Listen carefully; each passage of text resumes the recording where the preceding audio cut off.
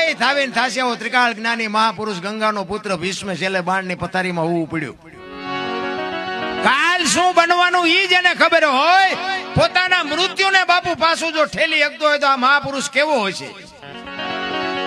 કુરુક્ષેત્રના મેદાનમાં જેથી બાપુ હામ આવીને ઉભા રહ્યા ને, તેથી કૃષ્ણ પરમાત્મા પાંડવના પક્ષમાં હતા અને ભીષ્મ બાપુ કૌરવના પક્ષમાં હતા.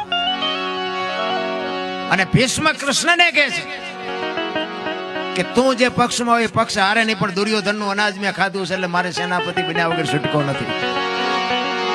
કૃષ્ણ કહે છે દાદા મારે કઈ હથિયાર ઉપાડવાના નથી, હું તો એક અર્જુનનો રથ લાવનાર સારથી છું. ત્યારે ભીષ્મ મનોમન કહે છે કે બીક તારી એકની જ લાગે છે, બાકી આ દુનિયામાં એવી કઈ તાકાત હતી કે ભીષ્મને હરાવી શકે.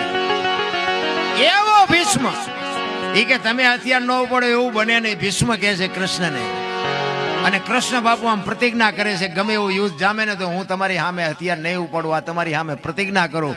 અને એને પ્રતિજ્ઞા કરીને તરત જ બાપુ ભીષ્મએ પ્રતિજ્ઞા કરી કુરુક્ષેત્રના મેદાનમાં જો હથિયાર તને ન ઉપડાવું તો હું ભીષ્મ નહીં ભાઈ.